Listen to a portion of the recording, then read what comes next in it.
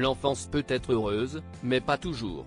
Dans un nouvel épisode d'un dimanche à la campagne, diffusé sur France 2 ce dimanche 4 février, les téléspectateurs pourront découvrir un nouveau trio de célébrités, dont Sonia Rolland, ancienne Miss France, Ibrahim Malouf, trompettiste, et Roselyne Bachelot, plusieurs fois ministre.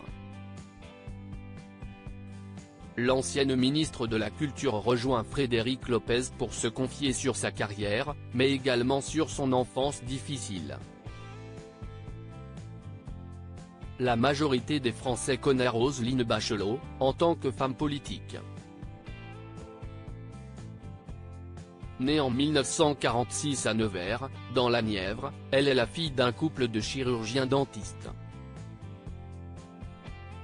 À l'âge de 7 ans, elle est envoyée en pensionnat dans le collège strict de la retraite du Sacré-Cœur à Angers.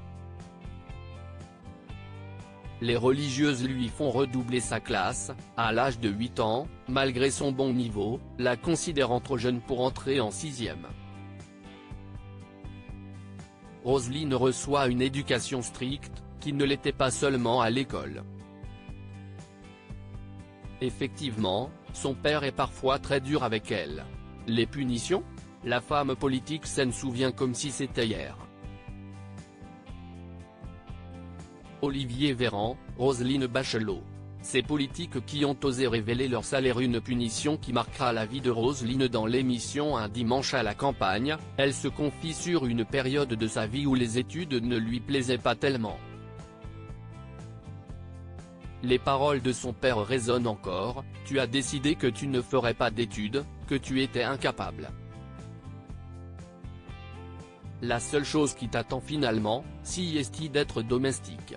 Tu vas tout de suite prendre le pli. Pendant le temps où j'ai été à la maison, j'ai servi à table comme si j'étais la servante et sans avoir le droit d'ouvrir la bouche. J'ai servi comme si j'étais la domestique de mes parents », confie-t-elle dans l'émission. Cette punition la marquera à vie.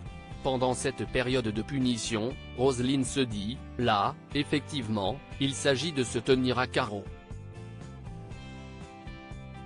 Mais ayant un fort caractère, la jeune fille ne cesse pas laisser faire. Afin de montrer son mécontentement, en rentrant en classe, je me suis dit, les bonnes sœurs ne vont pas l'emporter au paradis.